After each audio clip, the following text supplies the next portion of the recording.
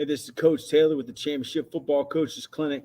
I'm the head football coach at L.C. Byrd High School in Richmond, Virginia, and want to talk a little bit about PWOs and walk-ons in college football. If you have any questions, go to the YouTube live stream and leave a comment. I'll try to answer your questions, but I see a lot of kids tweeting about preferred walk-ons and getting walk-on opportunities. I just wanted to talk a little bit about a player that I had who he was a walk-on at a Division I school, and he did not have a 3.0. And since he did not have a 3.0, he got cut. So one of the things I wanted to let all the players out there in high school know is that if you're a PWO, preferred walk-on, unrecruited walk-on, a tryout player, a practice player, if you don't make good grades, they are going to get rid of you because there's a team GPA they got to have, and they can't afford to have walk-ons that aren't making good grades. So that's the first thing. And then the second thing I want to talk about was there was a Division II school probably about in 2008. It was a Division II school, and they were just going around and they were offering all these kids PWOs, preferred walk-ons. And the school was probably about 40 to 50,000 a year.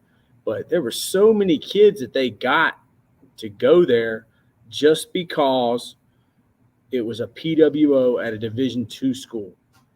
It was a preferred walk-on. And they chose to go to a Division II school as a preferred walk-on. They'd rather go to a Division III school, and it might have been cheaper. So, there was some good advice that I got from Pedro Ruza, who was the head coach at Randolph-Macon. And there was some good advice he told me once. He said, there's the big time, and then there's everybody else. So, there's the big time, and then there's small college football. There's Division III teams out there that could beat Division II teams. And there's Division II teams that could probably beat FCS teams or, 1AA teams. So it really doesn't matter the level. The main thing that matters is who can get that number closest to zero. When I was coaching football at Virginia Union, there was a kid from King William. He was like a tight end H-back. I really wanted him. And he told me, he said, Coach, Ferrum's offering me this amount of money. And I was like, well, send me the package. Let me look at it. And I told the kid, I was like, dude, you need to take this. I mean, they had given the kid like $30,000 on some Cavalier grant. And I mean, that was a Division III school, and we were a D2 school. And, Division II, I think it's only got about 36 scholarships. So they got to cut those things up. So whenever you get a D2 offer, there's a dollar amount on that thing. And it's going to be specific now. Those FCS, those 1AA schools, they can cut them up.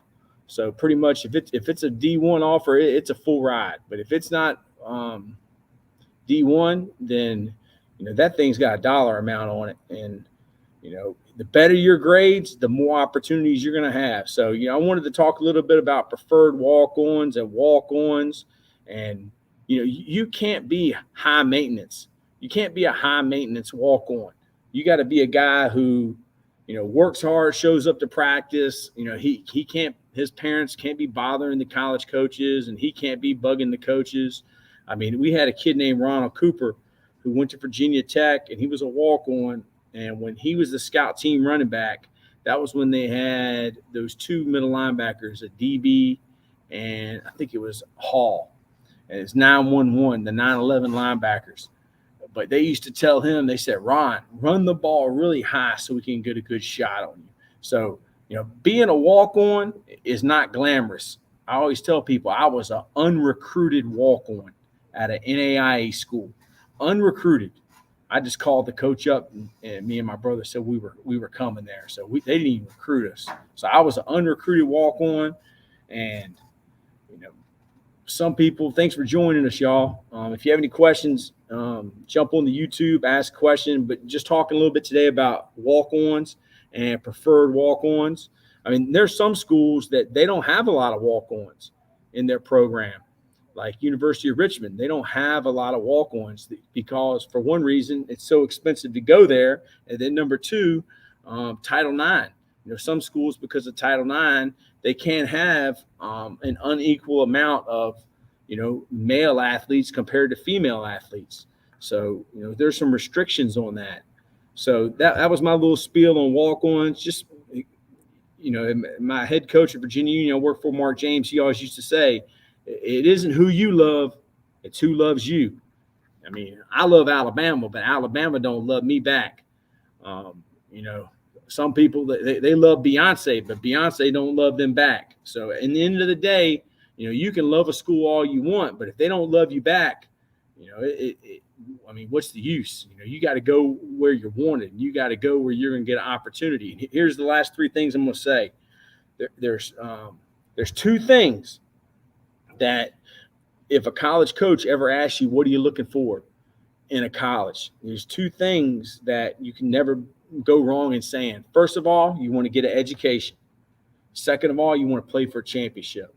So, and then I just tell my players, stop talking.